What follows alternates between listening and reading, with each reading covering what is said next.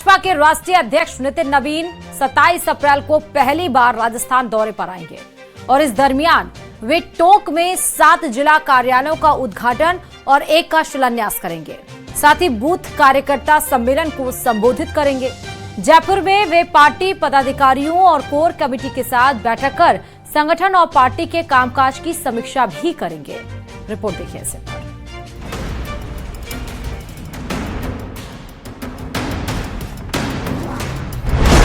नितिन नवीन के दौरे की भव्य तैयारी, एयरपोर्ट से प्रदेश कार्यालय तक रोड शो, मजबूत नेतृत्व, सशक्त संगठन पर जोर, संगठन के कामकाज का लेंगे जायजा।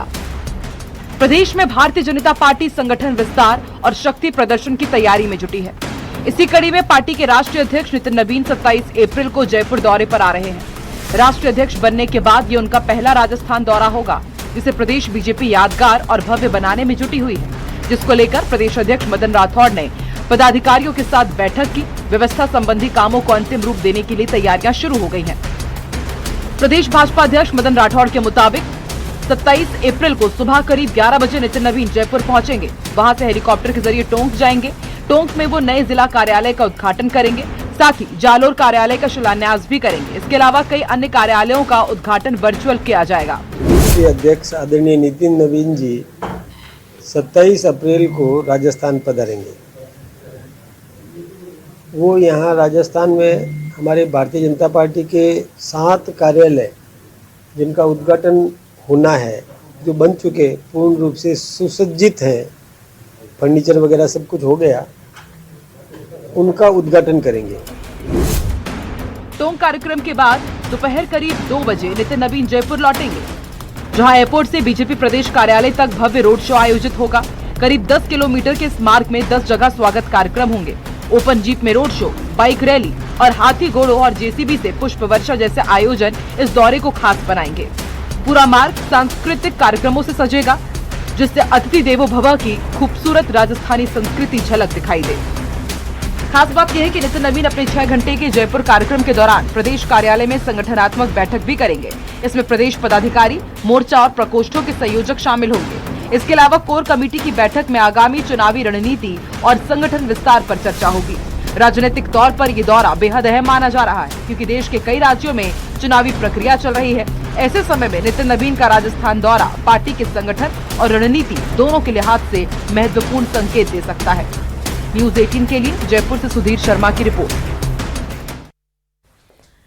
पंजाब में चुनाव से पहले आम आदमी पार्टी को बड़ा झटका लगा है। देश को नई राजनीति सिखाने का दावा करने वाली आम आदमी पार्टी में इतनी बड़ी बगावत हुई है कि केजरीवाल ने सपने में भी नहीं सोचा होगा।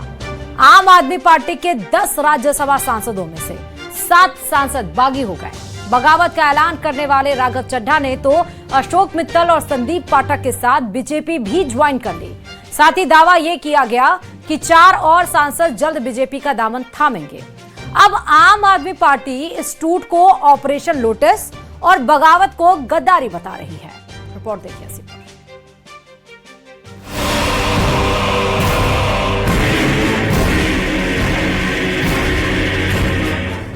देश को नई राजनीति सिखाने आई पार्टी ने नई सियासत सिखाई या नहीं सिखाई, बगावत कैसे की जाती है वो जरूर सिखा दिया है। अरविंद केजरीवाल की आम आदमी पार्टी में एक बार फिर बड़ी बगावत हुई है। पार्टी के राज्यसभा में 10 सांसद हैं, उसमें से आज 7 बागी हो गए। और सबसे हैरानी की बात यह है कि केजरीवाल ने कुछ दिन पहले जिस राघव चड्ढा को हटाकर अशोक मित्तल को राज्यसभा में उपनेता बनाया था, उन्होंने राघव चड्ढा के साथ बगावत का झंडा उठा लिया। और राघव चड्ढा ने तो तनिक भी देर नहीं की, आप छोड़ते ही तुरंत भगवाधारी हो गए।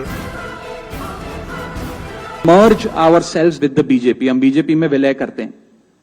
पिछले 12 सालों में भारतीय जनता पार्टी की केंद्र की सरकार, माननीय प्रधानमंत्री नरेंद्र मोदी जी के नेतृत्व में जो सरकार चल रही है, उसने कई मजबूत ऐसे फैसले लिए जो आज से पहले नेता फैसले लेने से शायद डरते थे। राघव चड्ढा ने जिन सांसदों के नाम गिनवाए, उनमें से स्वाति मालीवाल को छोड़कर बाकी के 6 पंजाब से राज्यसभा आए हैं। यानी पंजाब के 7 में से 6 सांसद केजरीवाल के खिलाफ बगावत में शामिल हैं। और वो नाम है राघव चड्ढा, संदीप पाठक, अशोक मित्तल, हरभजन सिंह, राजेंद्र गुप्ता, विक्रमजीत साहनी और स्वाति मालीवाल। राज्यसभा में आम आदमी पार्टी के 10 सांसद हैं और 2/3 से ज्यादा सांसद इस मुहिम में हमारे साथ हैं। उन्होंने हस्ताक्षर भी कर दिए हैं और आज सुबह हमने चेयरमैन राज्यसभा को तमाम डॉक्यूमेंटेशन जो कागजी कार्रवाई होती है, सिग्नेचर वाली लेटर होती है, वो सबमिट कर दी है। जैसे ही बगावत का ऐलान राघव चड्ढा ने किया, आम आदमी पार्टी के बाकी बचे 3 सांसदों में से एक संजय सिंह मीडिया के सामने आए और बागी सांसदों को गद्दार कह दिया। राघव चड्ढा को पार्टी ने विधायक बनाया, सांसद बनाया, क्या क्या नहीं दिया। पंजाब के लोगों ने, पंजाब की जनता ने कितना प्यार दिया, राज्यसभा में पहुंचाया। आप भारतीय जनता पार्टी की गोदी में पहुंच गए। वैसे आज के लिए ये बगावत बड़ी खबर है, लेकिन आम आदमी पार्टी के लिए बगावत कोई नई खबर नहीं है। जब से आम आदमी पार्टी का गठन हुआ है, तब से केजरीवाल के खिलाफ एक के बाद एक बड़ी बगावत होती रही है और सबने एक ही आरोप लगाया, आम आदमी पार्टी भ्रष्टाचार में डूब गई है। Bureau report, news 18। बिहार के मुख्यमंत्री सम्राट चौधरी ने विधानसभा में विश्वास मत हासिल कर लिया है।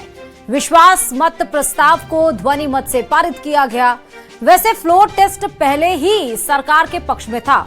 बहुमत साबित करने के बाद सीएम सम्राट चौधरी ने विपक्ष के सारे सवालों का चुन चुन कर जवाब दिया। रिपोर्ट देखिए। जो इस प्रस्ताव के पक्ष में हाँ कहें, जो इस प्रस्ताव के पक्ष में ना कहें, मैं समझता हूं पक्ष में बहुमत है, पक्ष में बहुमत है। यह प्रस्ताव सरकार बनने के 10वें दिन सीएम सम्राट चौधरी ने विधानसभा में विश्वास मत हासिल कर लिया। वैसे तो ये पहले से तय था, बहुमत सरकार के पक्ष में थी। एनडीए के पास 201 विधायकों का समर्थन था, लेकिन इस दौरान हुई चर्चा में दिल की कई बात जुबान पर आ गई। नीतीश कुमार जी का, नरेंद्र मोदी जी का, नितिन नवीन जी का, चिराग पासवान जी का, उपेंद्र कुशवाहा जी का, जीतन राम मांझी जी का, सबका आशीर्वाद है, तब तो यहाँ बैठा हूँ। कौन गलतफहमी में? सभी पार्टी के नेताओं के बोलने के बाद सीएम सम्राट चौधरी ने विपक्ष के सारे सवालों का चुन चुन कर जवाब दिया। वो क्राइम हो, करप्शन हो और कम्युनिज्म हो, इन तीनों चीजों पर कभी समझौता नहीं किया गया। आगे भी किसी भी कीमत पर कोई समझौता ये सरकार का। इस दौरान सदन के अंदर सत्ता पक्ष और विपक्ष के बीच नोकझोंक देखने को मिली। सीएम सम्राट चौधरी ने आरजेडी पर जमकर निशाना साधा और लालू यादव पर तंज कसा। तो वहीं पलटवार में तेजस्वी यादव ने सम्राट चौधरी को सिलेक्टेड सीएम बनने के लिए धन्यवाद दिया। साथ ही तेजस्वी ने सम्राट चौधरी को पगड़ी संभाल कर रखने की सलाह भी दे डाली। कुछ लोगों को लगता है हमारा पाठशाला, यही बपौती से बाहर निकलिए। किसी की बपौती नहीं है ये सत्ता। ये जो मुख्यमंत्री का पद है, ये 14 करोड़ बिहारियों का आशीर्वाद है, इसलिए आज मैं बैठा हूं। चाहे भले ही पगड़ी पहले उतार लिए हो, मुंडन करा लिए हो, अलग बात हो, लेकिन हम तो भाई सम्राट चौधरी जी को कहेंगे कि भाई जो आपने जो पगड़ी जो उतार के कहीं भी रखी है, उस पगड़ी को संभाल करके रखिएगा, उस संभाल के रखिएगा। देखिए विजय सिन्हा जी का उस पर नजर है। तो आज का दिन बिहार की राजनीति के लिए काफी खास रहा। सम्राट चौधरी के नेतृत्व में एनडीए की नई सरकार ने दमदार तरीके से बहुमत हासिल कर लिया।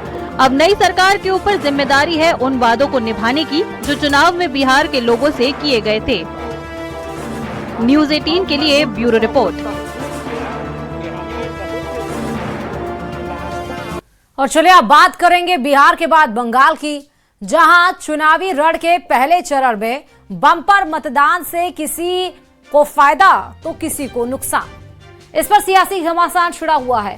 मतदान प्रतिशत से बीजेपी खुश है और इसे अपनी जीत बता रही है। बीजेपी का दावा है कि कि पहले चरण में 110 सीटें उसे हासिल होंगी और दूसरे चरण में बहुमत का आंकड़ा मिल जाएगा। वहीं टीएमसी समेत दूसरी पार्टियां इसे ममता बनर्जी की वापसी वाला मतदान करार दे रही हैं। रिपोर्ट देखिए।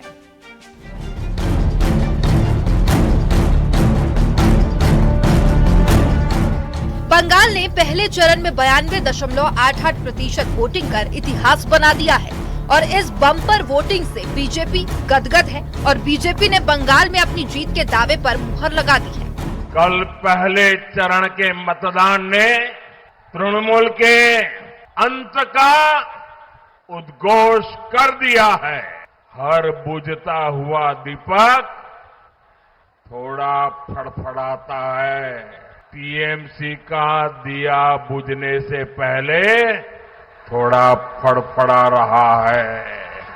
और मैं स्पष्ट रूप से आपको बताना चाहता हूं, 152 सीटों में से 110 से ज्यादा सीटें भारतीय जनता पार्टी जीतने जा रही है। एंटी इनकम्बेंसी भी चरम पर पहुंची है और ये 5 साल में विशेषकर महिलाओं की सुरक्षा पर जो गंभीर सवाल लगे हैं, इसने सारी माताओं बहनों को एक प्रकार से लामबंद कर दिया है। बंगाल में बम्पर वोटिंग पर सबका अपना अपना नजरिया है। टीएमसी जहां अपनी जीत का दावा कर रही है तो कांग्रेस इसे सत्ता विरोधी लहर बता रही है। वहीं शिवसेना उद्धव गुट इसे एसआईआर का नतीजा बता रही है। वहीं समाजवादी पार्टी के मुताबिक ज्यादा मतदान ममता बनर्जी की वापसी और बीजेपी के सफाई के लिए हुआ है। दुर्गा पूजा माफिक बंगाल का जनता आज इलेक्शन में शामिल हुआ, बहुत खुश से बहुत मतदान किया है और ममता जी के फेवर में जाएगा। चुनाव में 20% जो वोट हुई है, इसमें एक तो सत्ता विरोधी लहर की असर है, दूसरे एसआर के चलते आम लोगों की शंका पैदा हुई थी कि अगर हम लोग चुनाव में शामिल न होंगे तो नागरिक अधिकार वो अधिकार हमें नहीं मिलेगी। बंगाल में एसआईआर का जबरदस्ती हो गया है, ये भी एक कारण है। लोगों ने जमकर वोटिंग किया। पश्चिम बंगाल में आदरणीय ममता जी रिकॉर्ड तोड़ मतों से जीतकर पुनः सरकार बनाएंगी। बंगाल के नतीजे क्या होंगे ये तो 4 मई को पता चलेगा, लेकिन बड़ा सवाल है कि क्या पहले चरण की बम्पर वोटिंग ने बंगाल के विनर का फैसला कर दिया है या फिर कंफ्यूजन बढ़ा दिया है। सवाल ये भी है कि दूसरे चरण में बीजेपी और टीएमसी में से किसके दावे पर बंगाल की जनता मुहर लगाने वाली है। Bureau report, news 18।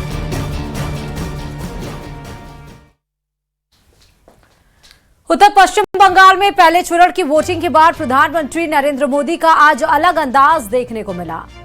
PM Modi ने सुबह सुबह हुगली नदी पर बोटिंग की। पीएम मोदी ने फोटोग्राफी भी की और लोगों के साथ मुलाकात भी की। इतना ही नहीं, जिसकी नाव पर सवारी की पीएम मोदी ने उसे गले भी लगाया। अपनी बोट यात्रा की तस्वीरें खुद पीएम मोदी ने सोशल मीडिया पर शेयर की। रिपोर्ट देखिए इसी पर।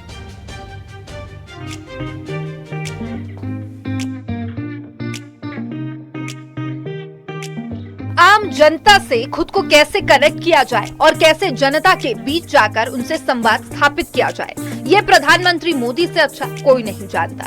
प्रधानमंत्री मोदी की यही शैली उनको सबसे अलग और सबसे लोकप्रिय बनाती है। बंगाल के चुनावी रण में प्रधानमंत्री नरेंद्र मोदी के अलग अलग रंग देखने को मिल रहे हैं। वोट यात्रा के बीच प्रधानमंत्री मोदी अब वोट यात्रा करते नजर आए हैं। झालमुड़ी के बाद अब प्रधानमंत्री नरेंद्र मोदी बंगाल में नाव की सवारी करते दिखे।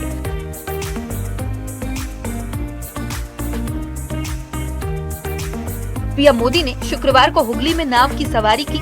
पीएम मोदी ने खुद सोशल मीडिया पर इसकी तस्वीरें भी पोस्ट की। इस दौरान पीएम मोदी ने फोटोग्राफी भी की। हुगली नदी में नाव की सवारी वाली तस्वीरों के साथ शुक्रवार सुबह पीएम मोदी ने एक्स पर 3 पोस्ट की, जिनमें वो हाथों में कैमरा लिए नाव की सवारी करते तो दिख रहे हैं, साथ ही लोगों से भी घिरे नजर आए हैं। पीएम मोदी ने सोशल मीडिया प्लेटफॉर्म एक्स पर हुगली में नाव की सवारी वाली तस्वीरें साझा करते हुए लिखा, कि हर बंगाली के लिए गंगा का एक बहुत ही खास स्थान है। कोई कह सकता है कि गंगा बंगाल की आत्मा में बहती है। इसका पवित्र जल एक पूरी सभ्यता की शाश्वत भावना को अपने साथ समेटे हुए है। अपने सोशल मीडिया पोस्ट में पीएम मोदी ने आगे लिखा, आज सुबह कोलकाता में मैंने हुगली नदी के तट पर कुछ समय बिताया। ये माँ गंगा के प्रति आभार व्यक्त करने का एक अवसर था। एक्स पोस्ट में पीएम मोदी ने आगे लिखा, साथ ही मुझे वहाँ नाव चलाने वालों से मिलने का भी अवसर मिला, जिनकी कड़ी मेहनत करने की प्रवृत्ति सचमुच सराहनीय है। और मैं वहाँ सुबह सैर करने वालों से भी मिला। हुगली के तट पर मैंने पश्चिम बंगाल के विकास और महान बंगाली लोगों की समृद्धि के लिए काम करने की अपनी प्रतिबद्धता को एक बार फिर दोहराया है। टीएमसी के भ्रष्टाचार से आजादी, टीएमसी के सिंडिकेट से आजादी, बेटियों पर अत्याचार से आजादी, पलायन की मजबूरी से आजादी, बेरोजगारी और बेकारी से आजादी, घुसपैठियों के कब्जे से।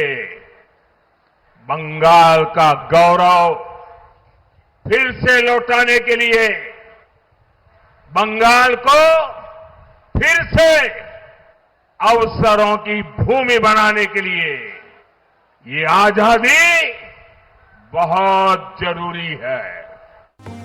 बंगाल में पहले चरण में रिकॉर्ड तोड़ 92.66% वोटिंग हुई है। अब राज्य में दूसरे चरण में 29 अप्रैल को वोटिंग होनी है, जिसके लिए चुनाव प्रचार तेज है। इस बीच पीएम मोदी ने हुगली में नाव की सवारी कर सबको चौंका दिया। इससे पहले पीएम मोदी ने बंगाल में ही झालमुड़ी का स्वाद चखा था।